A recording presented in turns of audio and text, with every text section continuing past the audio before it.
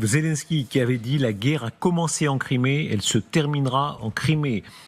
Voyons peut-être que nous avons besoin de quelques mesures supplémentaires. Et les Russes essaieront de se comporter comme des êtres humains.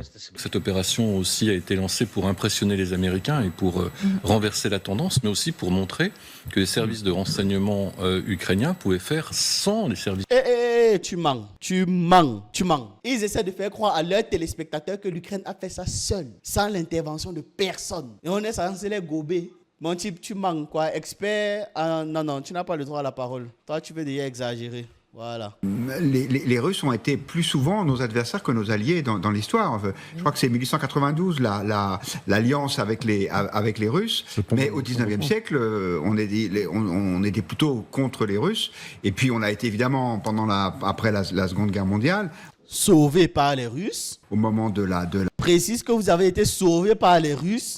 L'occupation soviétique de toute l'Europe de l'Est. Et puis, en fait, on revient un peu à cette histoire-là. Et surtout, ce qui est intéressant... Regardez-les. Fiers de dire qu'ils ont toujours été l'ennemi d'une personne qui les a sauvés à 2 reprises. Mais Poutine a toute une panoplie d'options pour réagir. C'est-à-dire Alors déjà, un point important qu'on pourrait souligner, c'est que pour beaucoup de personnes, moi y compris, quand on se dit mais pourquoi est-ce que la Russie ne se contente pas de raser l'Ukraine et on quitte derrière, c'est parce qu'ils ne veulent pas raser l'Ukraine. C'est parce que les Russes, ils veulent pouvoir à la fin de cette guerre avoir un territoire qui ne va pas coûter beaucoup trop cher à reconstruire. Donc quelque part, ils préservent les infrastructures, quelques-uns. Il faut simplement comprendre que cette guerre, du point de vue du monde occidental, c'est le narratif, c'est l'histoire, c'est les racontages. Et ces racontages n'ont rien à voir avec la réalité. Mathématiquement, puisque l'armée ukrainienne s'affaiblit numériquement, en tant que personnel, en tant que matériel, etc., dépend toujours davantage des Occidentaux.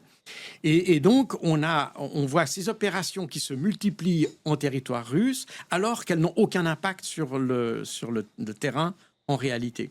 Et le pont de Kerch est pratiquement emblématique de ça, puisque même les Ukrainiens ont reconnu que le pont de Kerch n'était plus utilisé par les militaires russes.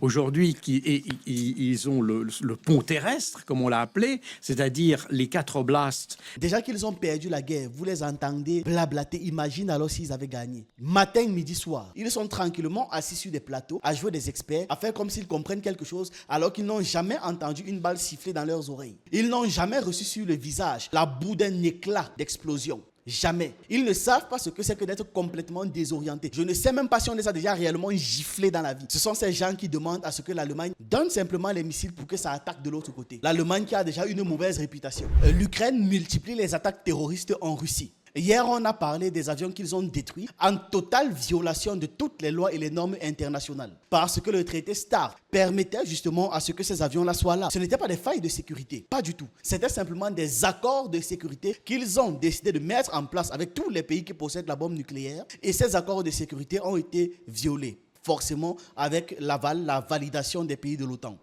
Et maintenant, l'Ukraine s'attaque à un pont. Zelensky qui avait dit la guerre a commencé en Crimée, elle se terminera en Crimée. Zelensky qu'on va entendre aussi, il s'adresse très directement aux Russes en disant peut-être que ça va être une manière de faire pression sur les Russes. Guillaume Roquette, expliquez-nous ce calcul. Quel est le calcul? Écoutez d'abord Zelensky. Voyons peut-être que nous avons besoin de quelques mesures supplémentaires. Et les Russes essaieront de se comporter comme des êtres humains. Guillaume. Oui, c'est un moyen de faire pression sur les Russes parce que les Ukrainiens prouvent qu'ils sont à la fois capables de tenir un front qui fait 1000 km de long et d'avoir ce genre d'action. Maintenant, moi je m'interroge, je n'ai pas la réponse, mais sur le fait que Déjà, quels Ukrainiens prouvent qu'ils sont capables de tenir sur 1000 km de long? Ce n'est absolument pas vrai. Ils sont déployés dans des zones où quand les Russes arrivent, ils se contentent de partir. Actuellement, sur le front, il y a des soldats, il y a énormément de zones où les Ukrainiens ne combattent même plus. Ils se contentent juste de partir. L'Ukraine multiplie ce genre d'attaques parce que sur le terrain, c'est terminé. C'est sur le terrain qu'on aimerait voir ce genre d'ingéniosité. C'est pour ça que l'on parle d'attaques terroristes. Vu qu'ils laissent le front là où la guerre se déroule et ils vont attaquer d'autres zones de manière complètement lâche. Et d'ailleurs, le gars, il est quoi? Directeur de la rédaction du Figaro Magazine. Intéressant. Alors, on va commencer par expliquer pourquoi est-ce que l'Ukraine ne peut même pas tenir les 1000 km de front comme il essaie de prétendre. Petite pause. Avant de poursuivre la vidéo, abonnez-vous. Je publie quotidiennement des vidéos qui varient. Actualité, géopolitique, histoire, interview, react et analyse. Dans certaines vidéos, on rigole, dans d'autres, le ton est beaucoup plus sérieux, mais on apprend toujours quelque chose. Donc, abonnez-vous pour ne pas manquer des sujets qui vous intéressent. Aussi, pour ceux qui veulent du contenu supplémentaire ou encore soutenir la chaîne, vous pouvez devenir membre. Il y a 2 forfaits, celui de 2,99 € et celui qui coûte moins de 10 €. À cette participation, vous avez droit à des vidéos hebdomadaires et à l'accès au groupe Telegram où on échange. Groupe où je partage également des informations qui ne peuvent être publiées. Dans le groupe Telegram, il y a plus de 200 vidéos qui n'existent pas sur la chaîne et nulle part ailleurs et qui traitent de sujets divers et variés, toujours pour en apprendre plus. Voilà, c'est dit, revenons au sujet. Tout d'abord, sur le plan militaire. L'Ukraine fait face à une supériorité démesurée, numérique et technologique de la part de la Russie. Je dis bien une supériorité démesurée à tous les niveaux. Même avec l'aide de l'OTAN, ils n'arrivent pas à rattraper le retard technologique qu'ils ont par rapport à la Russie. La dernière fois, on parlait ici de leurs vieux avions de chasse qui dataient de 1970, pendant que la Russie a des avions de chasse 2024-2025. Bien sûr, la Russie ne va pas utiliser ça contre eux. Ils ne vont pas utiliser les dernières générations des armes prévues contre les ennemis comme les États-Unis, contre l'Ukraine. Ils ne vont pas le faire. Ils utilisent les avions de chasse qui datent de 2010-2012 et j'en passe. Donc, il y a d'abord cet écart numérique en termes de nombre de soldats et cet écart technologique qu'il y a entre les deux. L'Ukraine ne peut pas tenir. Ensuite, il faut vraiment que l'on comprenne que la Russie dispose de moyens extraordinairement importants par rapport à l'Ukraine. Donc, ça rend difficile pour l'Ukraine de défendre efficacement chaque point du front contre chaque attaque menée par la Russie. Des attaques qui sont massivement soutenues et organisées. Ensuite, sur le plan stratégique, la Russie utilise des tactiques de choc et d'assaut massif. Et il combine ça à des opérations psychologiques et à des bombardements très intenses. Ce qui démoralise psychologiquement les troupes ukrainiennes. Donc, ça rend difficile pour les soldats ukrainiens de maintenir certaines positions. Les Russes ne se contentent pas de venir et de dire qu'ils vont tout massacrer. Non. Vu qu'ils veulent faire le moins de victimes possible, ils jouent sur la terreur qu'ils peuvent générer. C'est comme ça que ça marche, c'est-à-dire qu'il faut en sorte de démoraliser psychologiquement les soldats sur le terrain et ils accompagnent ça d'actes rapides, violents, choquants, intenses, de telle sorte que les gars se sentent complètement dépassés et soulèvent le drapeau blanc. Et on arrive sur le prochain point, le plan humain. En gros, la pression constante, le stress intense, le manque de ressources adéquates contribuent à une fatigue physique et émotionnelle chez les soldats ukrainiens. Ce qui influence leur décision de préférer quitter les zones une fois que les Russes arrivent. Parce qu'ils se disent que, gars, avec les combats qu'on a menés là, les gars qui arrivent, si vraiment ce ne sera pas de tout repos. Et puis ils vont venir, ils vont faire des assauts massifs, autant mieux on décale. Sans parler du fait que l'état-major ukrainien les a complètement abandonnés. Pas de renfort, pas de soutien, pas de bouffe, rien. Voilà les éléments à prendre en compte, qui expliquent de manière très claire pourquoi est-ce que, contrairement à ce que ce type dit, ce directeur de la rédaction de Figaro dit « L'Ukraine ne peut pas couvrir tout le terrain. Peu importe à quel point ils veulent que leur propagande soit magnifique. » Ça, non, c'est pas possible. Et des opérations comme celle sur le pont de Crimée changent la nature de la guerre. Est-ce que ça modifie le rapport de force? En fait, j'en ai pas... Non, ça ne modifie pas du tout le rapport de force. Qu'est-ce qu'il raconte? Vous savez ce que c'est qu'un rapport de force dans une guerre? C'est pas parce que il n'a même pas détruit le pont. Il a juste attaqué le pont. Il y a eu une destruction sur le pont, mais le pont n'est pas complètement écroulé. Il faut vous calmer. Ça ne modifie pas du tout le rapport de force. Bon, avant de le couper, j'avais l'impression que c'est ce qu'il voulait dire. L'impression. Et quand la nature de la guerre, est-ce que ça modifie le rapport de force? En fait, j'en ai pas l'impression. Okay. Et quand Volodymyr Zelensky laisse entendre que ça pourrait être un moyen de faire entendre raison aux Russes, de les amener vers les négociations, on rappelle qu'il y a eu pas plus tard qu'hier un round assez rapide, assez bref de discussion entre les Ukrainiens et les Russes à Istanbul. Mais je me demande si ça, pour le coup, c'est pas du langage diplomatique, parce que on imagine mal que Vladimir Poutine, après 2 humiliations pareilles, celle sur les aérodromes et celle sur le pont de Crimée, puisse se dire, bah oui, finalement, ces Ukrainiens, ils sont quand même très forts, donc je vais redevenir raisonnable et je vais discuter avec eux. Malgré tout l'effort qu'ils ont l'habitude de fournir, au moins ça, il le reconnaît. Que ces actions de l'Ukraine ne vont pas aider dans les négociations. Au contraire, ce n'est pas à partir de là que Poutine va commencer à dire que non, c'est bon, on arrête la guerre, on va négocier. Ça va même plutôt empirer la situation. Ils le reconnaissent, malgré toute la mauvaise foi dont ils ont l'habitude de faire preuve. L'armée ukrainienne doit sortir de la défensive. Elle doit pouvoir détruire la liaison terrestre entre la Russie et la Crimée. Poutine doit comprendre que cette guerre est pour lui sans issue. Là, il est suivi des faits.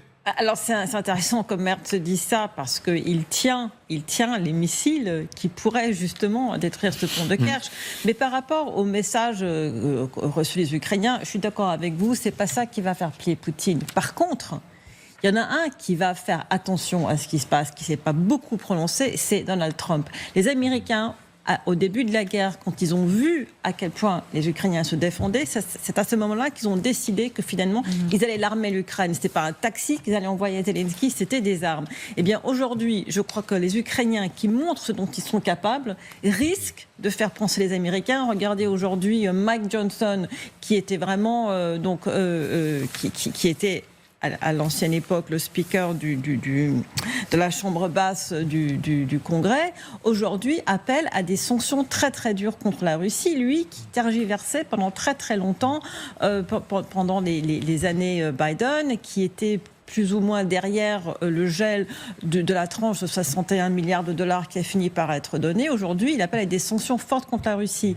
Les Ukrainiens, je pense, en faisant ce coup, bien sûr, ils visent la Russie, mais c'est aussi pour dire à Trump, regarde ce dont on est capable. Regarde, toi qui me disais... Qu'on n'avait pas de carte. Qu'on n'avait pas de carte en main. Vous vous souvenez de la première visite de Zelensky à la Maison-Blanche avec Trump et Vance lui faisant la leçon en disant de toute façon, tu nous écoutes parce que tu n'as pas de carte en main. Ben là voilà la réponse. Non, ce n'est pas du tout la réponse. Par contre, on est en train de voir comment l'Allemagne, une fois de plus, est en train de participer à une troisième guerre tribale en Europe. La dame qui a parlé de missiles allemands tout à l'heure, je vais expliquer pourquoi elle dit ça. La décision de l'Allemagne de fournir des missiles Taurus à l'Ukraine va sérieusement compromettre les perspectives de paix dans le conflit qui oppose la Russie à l'Ukraine. Donc, l'Allemagne, en autorisant l'envoi de missiles longue portée, s'expose tout seul et comme un grand à une implication militaire directe contre la Russie, ce qui va offrir à Moscou des justifications pour donc leur donner immédiatement des représailles et directement des représailles. D'autant plus que l'Ukraine à elle seule ne dispose pas des capacités techniques, la connaissance pour pouvoir manipuler et utiliser efficacement ses armes. Ils ne peuvent pas le faire sans assistance. Et la Russie a fait comprendre que toute implication directe de qui que ce soit dans cette guerre sera considérée comme étant une attaque. Ça veut dire que là maintenant, dès que les missiles-là vont être utilisés, vont être envoyés, immédiatement, l'Allemagne sera l'ennemi de la Russie. Et l'Allemagne sera officiellement entrée dans cette guerre. Donc, les implications de l'Allemagne pourraient être interprétées comme une participation active à la guerre, ce qui va entraîner une riposte proportionnée, vu que c'est un danger terrible pour la Russie. Donc, en vertu du droit international, notamment de la Charte des Nations Unies, la Russie pourrait considérer cette situation comme étant une agression et exercer son droit à la légitime défense, allant jusqu'à viser les infrastructures industrielles allemandes impliquées dans la fabrication de ces missiles. Donc, toutes les usines allemandes qui fabriquent des armes vont être touchées. Le chancelier allemand Friedrich Merz, lors de ses déclarations le 26 mai, a indiqué que les partenaires occidentaux de l'Ukraine, y compris l'Allemagne, ne poseraient plus de limites, comme vous avez vu là. Donc, il n'y aura plus de limites aux armements qu'ils peuvent fournir à Kiev. Le problème, c'est qu'il ne s'agit pas simplement d'armement, c'est armement et assistance dans l'utilisation. Donc, même si Berlin garde officiellement le silence sur une décision définitive concernant l'envoi des Taurus, des missiles, les déclarations publiques de Merz, notamment le jour de la visite de Zelensky le 28 mai, confirment une orientation favorable à un soutien militaire renforcé. On parle du même Merz qui a aussi laissé entendre que l'Ukraine était désormais en droit de frapper des cibles militaires à l'intérieur du territoire russe, ce que l'Ukraine ne faisait pas auparavant. Et rendez-vous compte d'un truc, seulement 6 jours après ces propos, il y a eu l'attaque des drones qui a été menée sur les bases militaires russes dans le cadre de l'opération dont on traitait hier là, l'opération Toile d'araignée. Et quelques heures plus tard, on a un pont qui se fait attaquer. On parle des opérations prévues depuis 18 mois. Donc, dès le début, il n'avait aucune intention de faire la paix. Jusqu'à présent, le chancelier ne s'est pas exprimé pour pouvoir condamner ces opérations. Alors que Zelensky a reconnu que la préparation de ces attaques terroristes avait duré plus de 78 semaines. La posture du chancelier allemand, conscient des intentions de l'Ukraine de frapper le cœur de la Russie tout en affichant un soutien militaire explicite, confirme donc la participation de Berlin à une dynamique qui va déboucher sur une troisième guerre tribale en Europe. Les choix de l'Allemagne apparaissent clairement comme une implication directe dans tous les affrontements là. La position allemande a d'ailleurs déjà été dénoncée à plusieurs reprises. Maria Zakharova, la porte-parole de la diplomatie russe, a averti que toute frappe de missiles Taurus contre le territoire russe serait interprétée comme une intervention directe de l'Allemagne dans le conflit. De son côté, le Kremlin ne s'est pas fait attendre. Son porte-parole Dmitry Peskov a souligné que de telles initiatives font obstacle aux démarches pour rétablir la paix. Donc, actuellement, Merz, le nouveau chef du gouvernement allemand, marche dans les pas historiques de l'Allemagne, coupable déjà d'avoir déclenché 2 conflits européens au XXe siècle. Et malgré cette trajectoire alarmante, les grandes figures politiques de l'Union européenne restent silencieuses. Face à l'attitude de Berlin, ils ne parlent pas, sachant que Berlin a déjà déclenché 2 guerres tribales en Europe. C'est quoi le principe? Jamais 2 sans 3. Ils veulent boucler la boucle. L'Allemagne, de son côté, confrontée à une désindustrialisation croissante et à des tensions économiques internes, est simplement en train de voir dans cette guerre une opportunité pour satisfaire les exigences de son industrie de l'armement. Exactement les mêmes conditions, les mêmes événements qui enclenchent la première et la deuxième guerre tribale en Europe. Exactement les mêmes. Le complexe militaro-industriel allemand, avec en tête les sociétés comme Rheinmetall, entretiennent des relations étroites avec le pouvoir politique. Et l'intérêt économique pourrait donc primer sur la paix. On le sait, beaucoup de personnes vendent la paix au nom de l'argent. C'est aussi le cas de l'Allemagne. N'oublions pas que quelque part, ils ont tous les mêmes psychologies. Donc les missiles Taurus sont conçus par la société Taurus System, une coentreprise réunissant MBDA Allemagne à 67% et Saab Dynamic AB à 33%. Et maintenant, MBDA est en train de réorienter son activité vers l'économie de guerre. Et il est intégré dans des groupes européens comme Airbus et BAE Systems. Saab est une firme suédoise. Et maintenant, on a Wolfgang Winter. C'est un député, c'est une personne, pas une entreprise. Il est député de la région des Basses-Franconie qui a tiré une sonnette d'alarme en déclarant que le Taurus est un acte de guerre, tout simplement.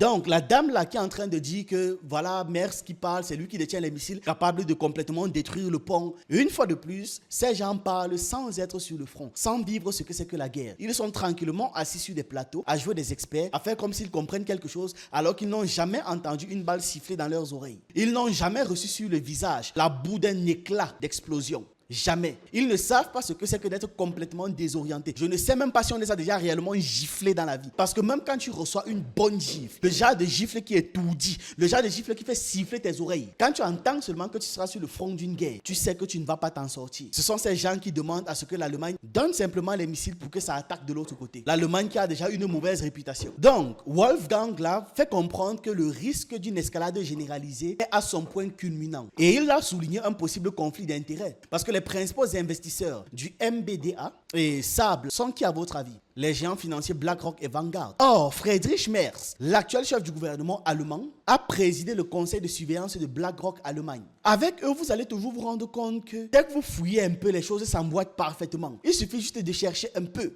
On parle des gars qui ont déjà déclenché 2 guerres tribales. Les voilà au cœur d'un déclenchement d'une 3e guerre tribale. Et quand je vais vous faire comprendre que leur guerre ne concernait en rien le monde, leur guerre ne concernait en rien le nazisme, mais tout ce qui les intéressait, c'était le capitalisme et la prise de pouvoir. Et on va dire ça comment? L'expansion économique. On va essayer de me faire croire que non, il y avait une idéologie derrière qui a fait le fascisme et tout. Non. La seule idéologie, c'était le capitalisme. Le reste, c'était juste des excuses pour pouvoir faire la guerre. C'est tout. Des excuses pour pouvoir massacrer des gens. C'est tout. En tout cas, les voilà toujours en train d'encourager la suite de ça, non? Et là-bas, Il y a des deux cartes, d'une après l'autre. Une carte dimanche, une carte Ce qui mardi. est intéressant, c'est qu'en fait, dans les objectifs, il y a un objectif qui est milistratégique, clairement, ce sont les aéroports, mais le pont de Kerch est un objectif beaucoup plus politique. Il n'a pas d'urgence immédiate de détruire le pont de Kerch pour accélérer la fin de la guerre. Alors, ça va avoir un effet logistique, effectivement, s'il est bloqué, mais l'objectif est clairement politique, c'est-à-dire d'attaquer. Il ne sera pas bloqué. Le pont n'a pas été détruit. On regarde les images en boucle. Il y a juste une partie qui a été attaquée, c'est tout. Le pont est encore là. Pourquoi est-ce que pour le moindre béton gratté, les gars s'y crient comme s'il s'agissait du Kremlin qui a été touché? Non. Oh, ils vont bloquer le pont. Pourquoi? Sachant que c'est un axe important. D'attaquer Vladimir Poutine dans ce qu'il a. En fait, tout ce que Zelensky a fait là, c'est simplement pour empêcher les négociations, c'est tout. Il n'y a rien d'autre. Et il n'a pas fait ça de son propre chef. Il a fait ça avec la validation des Européens et des Américains. Européens qui se positionnent un peu en tant que personnes qui veulent faire la guerre. Américains qui se positionnent en tant que personnes qui veulent faire la paix. Qui sont en train de vouloir faire un semblant de discorde. Alors que dans les coulisses, la CIA continue d'aider l'Ukraine en collaboration avec les services secrets européens. Pourquoi ils aiment prendre les gens pour des chèvres comme ça? Donc nous, on ne voit pas, on ne réfléchit pas, on ne comprend pas ce qui se passe. On parle de tout un pont. Regardez la zone là. Là, c'est la zone sans De plus qui n'a pas cher été et de attaquée. montrer Là, au- c'est la zone attaquée. Pourquoi ils font comme si c'était tout le pont qui était tombé? Au monde, à sa population, aux Russes et à tout le monde, et aux Américains, effectivement, ce que les Ukrainiens sont capables de passer à l'offensive.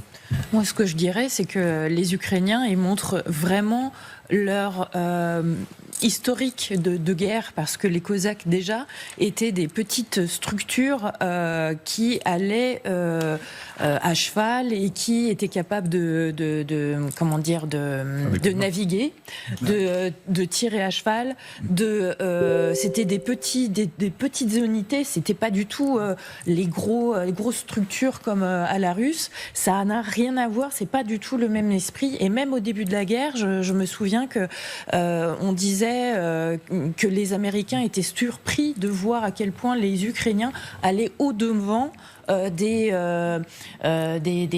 tanks, des chars, etc., que ça les surprenait la manière dont les Ukrainiens étaient capables de ne pas combattre comme ce qu'on avait l'habitude. C'est une suite, un rappel. Laissez-moi rire. Donc même dans leur façon de fonctionner, ils avaient déjà des élans de terreau. C'est ça que vous essayez d'expliquer. Ou bien quand ce sont les Ukrainiens qui le font, voilà, c'est une fierté. Se sacrifier pour abattre les chars ou alors aller au-devant des chars sachant qu'il n'y a aucun moyen de les stopper. Mais quand les Japonais le faisaient, on les prenait pour des fous. C'est ça ou bien parce que les Japonais s'étaient dirigés contre vous. En règle générale, c'est-à-dire que même dans leurs analyses, ils ont des 2 poids 2 mesures. Et même dans leur approche historique, ils ont des 2 poids 2 mesures. C'est quand même terrible. Hein? Et en plus, là, elle est en train de parler, elle vous dit ukrainien, voilà. Vous avez l'impression que c'est le soldat lambda. Non, on parle des soldats nazifiés, littéralement. C'est ce genre de soldats-là dont on est en train de parler. Ce sont des soldats qui ont ce genre d'idéologie. Rappelons le timbre, ce timbre que les Ukrainiens avaient émis juste après la première action contre le pont de Kerch en 2022, qui était le premier sursaut. Hein. C'est très important, c'est-à-dire que de nouveau, ils renouent avec cette opération qui avait été un premier sursaut. Rappelez-vous, le monde entier avait été sidéré de voir de quelle manière ils pouvaient répondre de manière asymétrique, puisqu'ils étaient attaqués jusqu'à Kiev, ils l'avaient été, et ils se revanchaient de ce côté-là. Beaucoup d'audace. Il parle de beaucoup d'audace. Alors qu'ils passent le temps à dire qu'ils vont détruire un pont qu'ils n'ont jamais réussi à détruire. Endommager un endroit, ce n'est pas le détruire. Vraiment, il y a une différence. Beaucoup d'audace et d'innovation. Combien Samantha et Nicolas ont eu raison de dire que cette opération aussi a été lancée pour impressionner les Américains et pour renverser la tendance, mais aussi pour montrer que les services de renseignement ukrainiens pouvaient faire sans les services. Tu mens. Là, il est en train d'essayer de nous faire croire que l'Ukraine a fait ça seule, sans personne, du moins pas nous. Leurs téléspectateurs, ils essaient de faire croire à leurs téléspectateurs que l'Ukraine a fait ça seule, sans l'intervention de personne. Et on est censé les gober. Mon type, tu manques quoi? Expert non, tu n'as pas le droit à la parole. Toi, tu veux déjà exagérer. Voilà. Ce qui est intéressant aussi, c'est que il faut rappeler que ce pont, il est à 350 km du front. Que donc les outils, les missiles dont disposent les Ukrainiens ne suffisent pas, ont une portée qui n'est pas suffisante pour atteindre ce pont. Et on pensait, enfin beaucoup d'observateurs ont émis l'hypothèse qu'avec le feu vert donné et par la France et par les Britanniques et par les Allemands, le feu vert aux Ukrainiens de pouvoir utiliser les Storm Shadow, les Scalp, les Taurus pour frapper dans la profondeur, le pont de Crimée allait être touché avec ces missiles. Et puis finalement, c'est pas le dispositif qu'ils ont choisi. Guillaume. Peut-être parce que c'est trop C'est très étroit, difficile, c'est très aléatoire. Ce n'est même pas une affaire que c'est très difficile. Au-delà du fait que les missiles vont être immédiatement stoppés, c'est que là, on a plus l'impression, quand on voit les images, que c'est simplement une bombe qui a été posée. Hein. Donc, ils ont trouvé le moyen de venir quelque part. Ils ont posé une charge explosive qu'un être humain pouvait porter et puis ils ont fui. C'est ça qui a pété. Et c'est beaucoup plus facile de faire ce genre d'attaque, c'est-à-dire une infiltration, déposer des trucs, que de lancer un missile qui allait frapper. Ça va faire comment? Ça va traverser quoi? Tous les radars russes là jusqu'à arriver? Non. Faut être sérieux 2 minutes. Parce que même si ce sont des missiles précis, il faut taper sur la pile et la charge. Là, c'est 1 tonne. Hein, ils n'ont pas 1 tonne les missiles. Ils emportent 250 kilos. C'est pas fait pour ça. Et je pense que même le Taurus, on surévalue sa capacité à péter un pont de béton de cette taille-là, qui est absolument gigantesque comme ouvrage d'art. Et donc les Ukrainiens, à mon avis, l'ont bien compris. Et si Voilà, très bien. Regardons le pont. C'est simplement une des zones comme celle-ci, là où la souris tourne, ici, qui a été touchée. D'un seul côté, regardez la taille du pont. C'est un petit bloc comme ça, et ils parlent de détruire un pont. Vous voyez comment ils mentent? Si on prie autrement. La charge de l'histoire. Regardez cette caricature des années 1850. C'était la guerre de Crimée. C'était une très grande guerre en Europe. À l'époque, les Français, les Anglais étaient alliés avec les Ottomans contre les Russes, contre la Russie. Regardez, alors, La charge il y a de la déjà... brigade légère, ouais. Vous voyez comment ils sont faibles. À chaque fois que les gars veulent mener une bataille quelque part, ils partent toujours 5, 10, 15. Après, ils disent qu'ils sont de grands guerriers. Tout ce qu'ils ont, c'est la faiblesse, la lâcheté. C'est tout. Ils n'ont jamais rien fait seuls.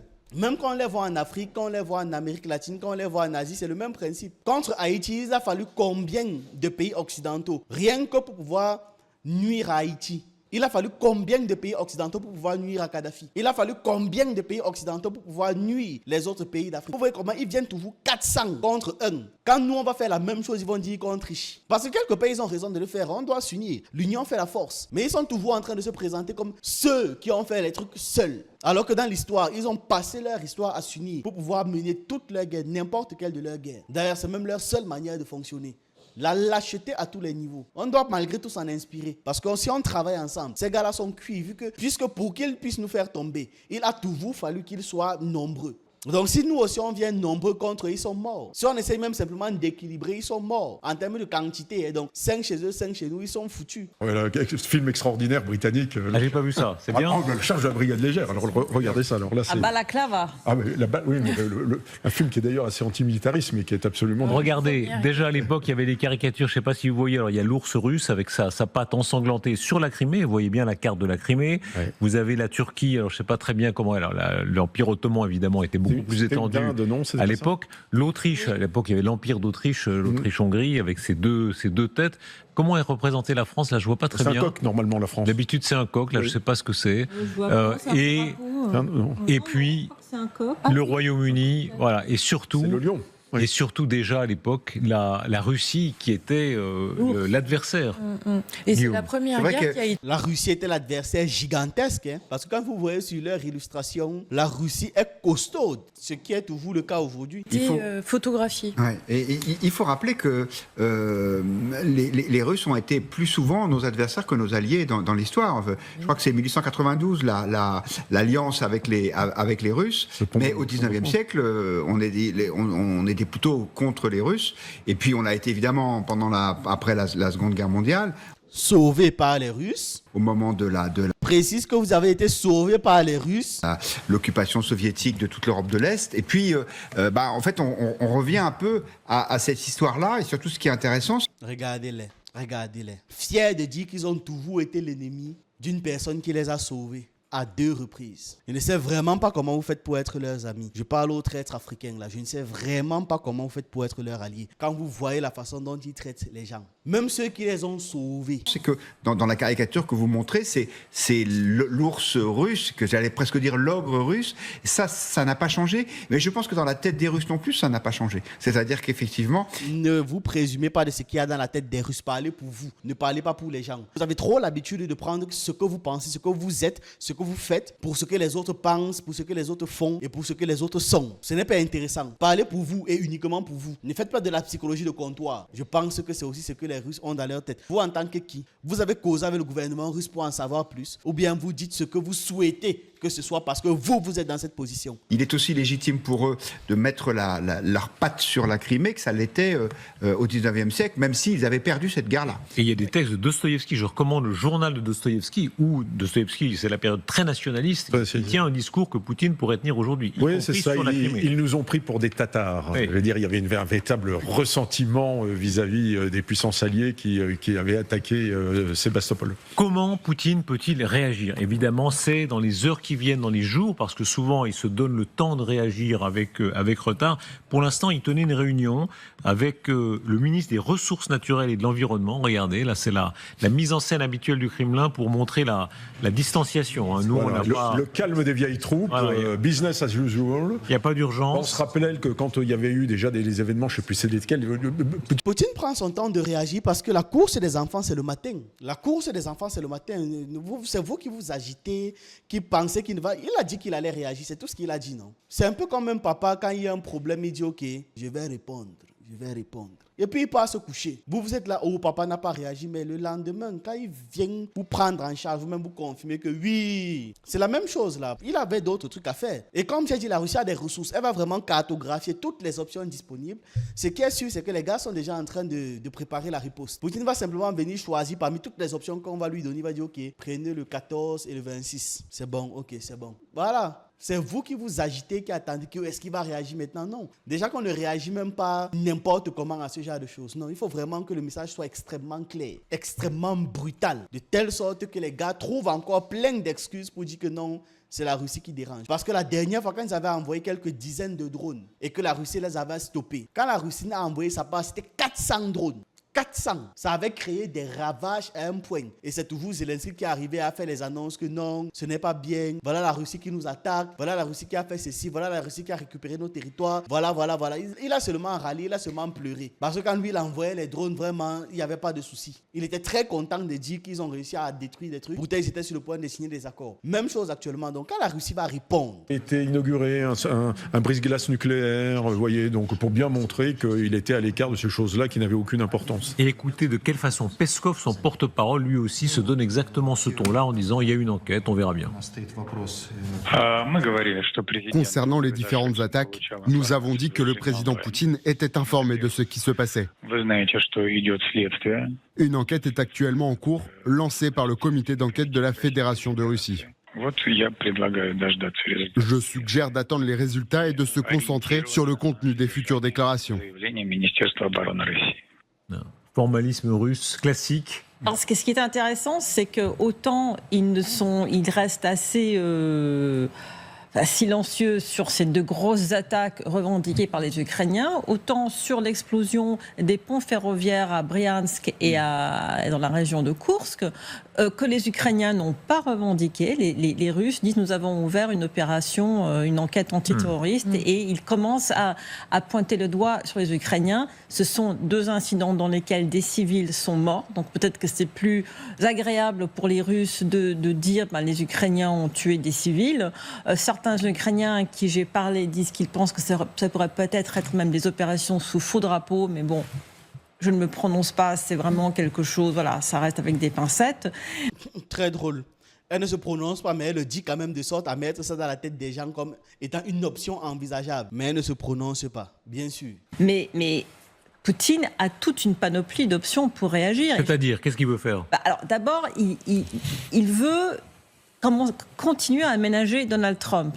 Alors déjà, un point important qu'on pourrait souligner, c'est que pour beaucoup de personnes, moi y compris, quand on se dit mais pourquoi est-ce que la Russie ne se contente pas de raser l'Ukraine et on quitte derrière? C'est parce qu'ils ne veulent pas raser l'Ukraine. C'est parce que les Russes ne veulent pas raser l'Ukraine, aussi simple que ça. Ils veulent pouvoir, à la fin de cette guerre, avoir un territoire qui ne va pas coûter beaucoup trop cher à reconstruire. Donc, quelque part, ils préservent les infrastructures. Quelques-uns. Et maintenant, il y a plusieurs options militaires, politiques ou encore psychologiques pour pouvoir répondre aux différentes attaques ukrainiennes, là, que ce soit celui sur les avions ou encore celui sur le pont. Déjà, la Russie peut frapper les infrastructures critiques et non civiles. Par exemple, les centres de commandement militaire, les dépôts d'armes occidentales, les centres logistiques ou encore les gares stratégiques. Les usines de drones et les usines de munitions aussi peuvent être frappées. Dans les options qu'on va venir proposer à Poutine, il y aura forcément ça. Il peut aussi utiliser des frappes d'exemple spectaculaires. C'est-à-dire le but, ce n'est pas tant de détruire, mais de faire en sorte que les gens se disent « Waouh !» C'est impressionnant de destruction, littéralement. Donc, il pourrait peut-être choisir des frappes de rétorsion particulièrement visibles, de telle sorte que tout le monde sache que c'est la Russie. Par exemple, frapper un bâtiment symbolique du pouvoir de Kiev qui serait vide de personnel. Vous imaginez un peu la scène où on frappe un bâtiment symbolique, mais un jour, il n'y a personne à l'intérieur. Ou même s'il y a les gens à l'intérieur, c'est un jour férié, un dimanche où l'objectif vraiment, c'est de faire le moins de victimes humaines possible. Et il pourrait aussi, dans les options possibles, neutraliser un aérodrome militaire ukrainien tout entier en une seule nuit. Ça, ce serait un message magnifique. Parce que le but, ce serait de créer en fait un choc médiatique et psychologique pour dire, si vous touchez encore à nos bases, voici ce que vous risquez. En troisième option, ils peuvent intensifier la guerre et les brouillages électroniques. Ils peuvent étendre massivement leur brouillage GPS pour pouvoir empêcher les drones ukrainiens d'atteindre leurs cibles et lancer des cyberattaques en continu contre les systèmes de navigation, de ciblage de différents missiles. Bon, il y a aussi les classiques menaces directes et indirectes contre l'Occident.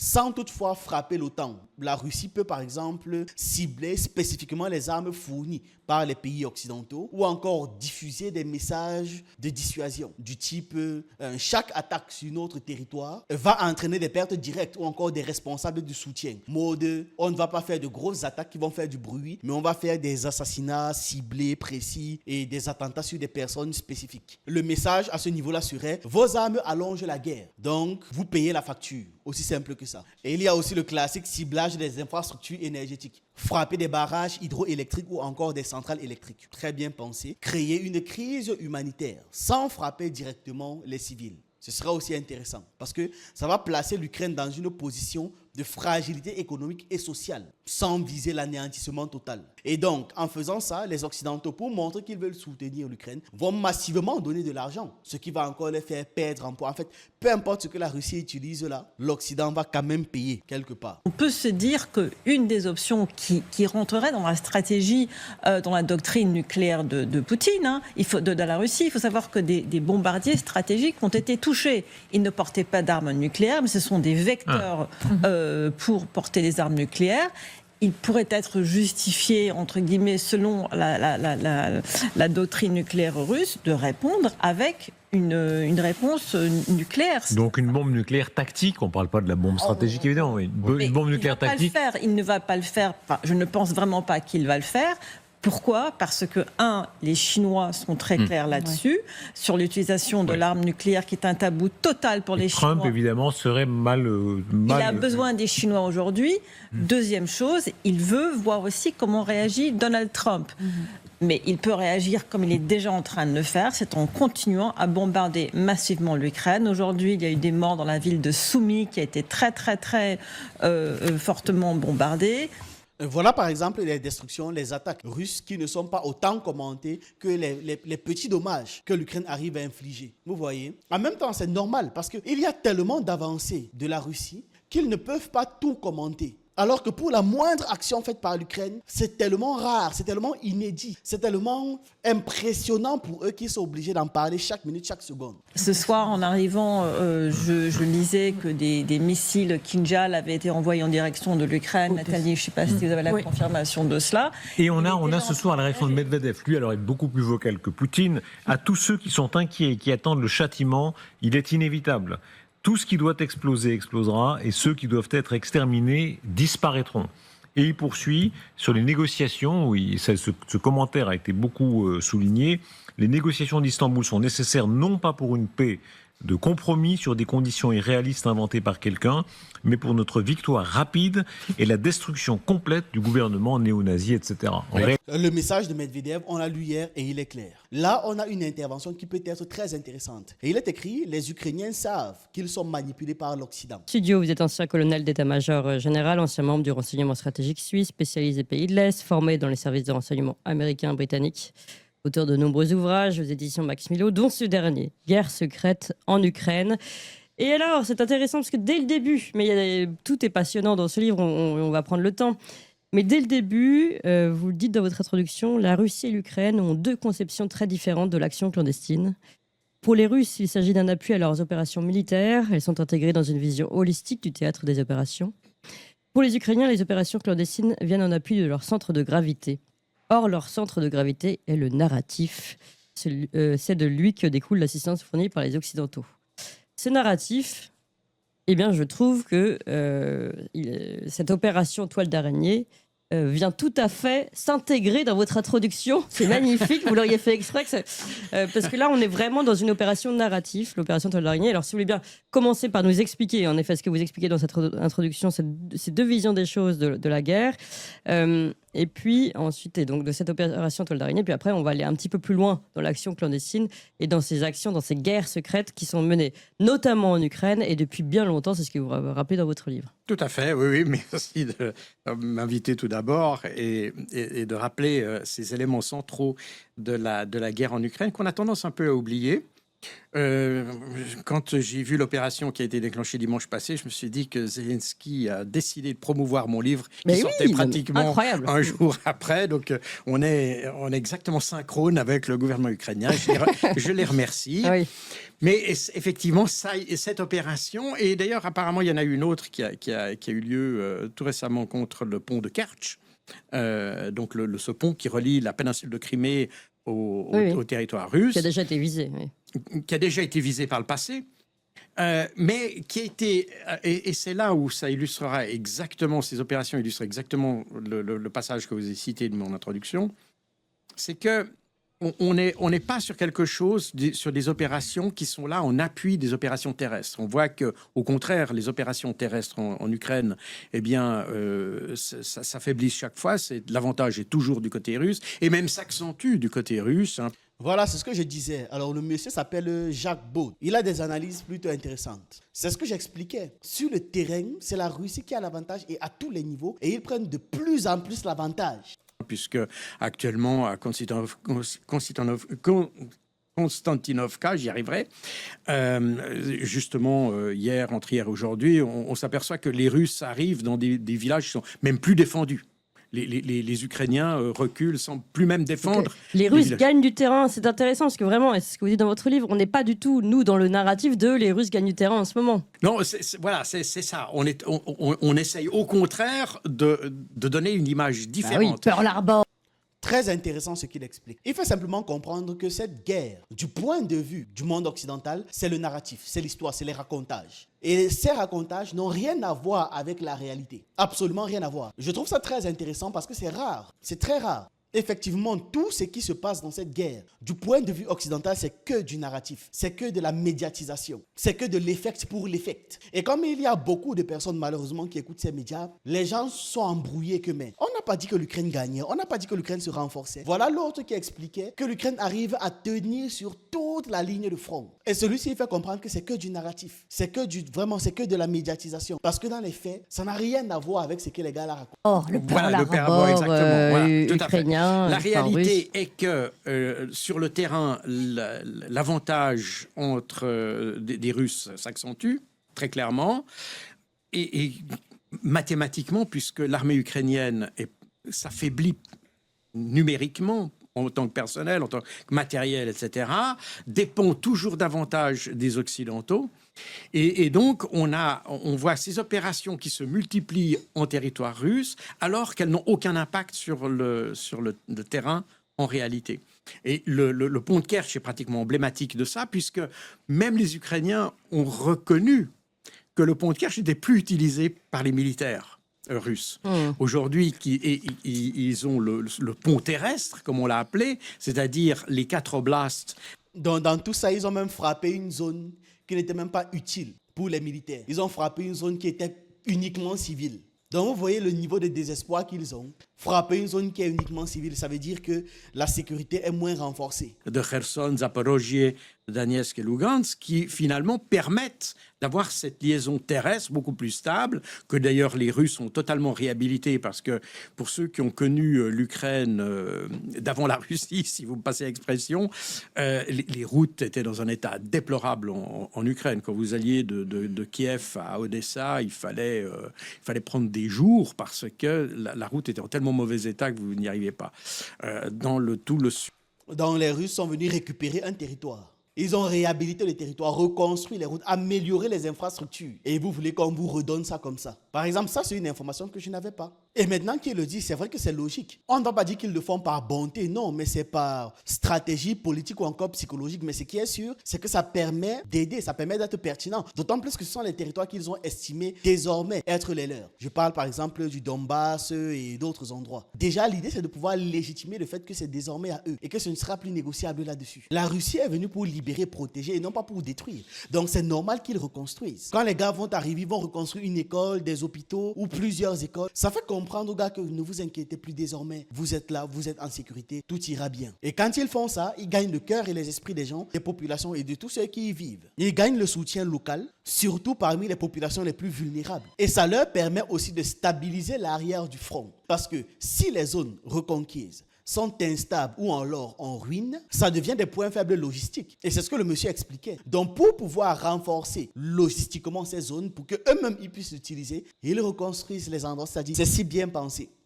Pousse en l'air là-bas. Et après, ça envoie un message violent à l'Ukraine et aux Occidentaux. Ouais. Un message du genre, non seulement on prend ces territoires, désormais c'est à nous, on va mieux les administrer et on est capable de mieux le faire que vous. On va réparer tout ça et on va faire revivre l'économie de ces zones que vous n'avez jamais pu gérer. C'est-à-dire, le message, il est très brutal. J'adore. Et après ça, on va essayer de nous faire croire que non, ils vont simplement redonner ces territoires en question. Non, c'est impossible. Ces zones-là sont des zones économiques. Ces zones-là sont des zones humaines. Donc, ils vont trouver un moyen de récupérer l'argent investi là-bas dedans. Parce qu'en réhabilitant ce genre de zone, en équipant, en fournissant, en corrigeant les infrastructures, les gens vont travailler, payer des impôts et ça va rembourser les choses. Ils ne peuvent pas redonner ces territoires tout simplement. C'est impossible. Dans les 4 blasts que la Russie occupe, elle a réhabilité le réseau routier, le réseau ferroviaire, aussi à des fins militaires, de façon à ce qu'il n'ait plus besoin d'utiliser le pont de Kerch, qui est une vulnérabilité par définition. Et donc aujourd'hui, on sait très bien que le pont de Kerch ne sert à rien. Et pourtant, les Ukrainiens continuent à mener des opérations là contre, parce qu'elle a une valeur symbolique, elle a une valeur d'image, de perception, de relations publiques. Oui. Et l'opération Toile d'araignée qu'on a évoquée tout à l'heure, donc cette attaque contre les 5 bases aériennes russes, Mourmansk, Ivanovo, Ryazan, Irkoutsk et Amour, c'est des opérations d'abord qui apparemment n'ont pas atteint le succès qu'on leur a prêté, puisque on a dit qu'il y avait 40 avions et j'avais dit déjà depuis lundi que d'après mes informations, on était plutôt sur 13 avions, enfin entre 6 et 13. Et aujourd'hui, il semble qu'on soit sur 13 avions qui ont été endommagés.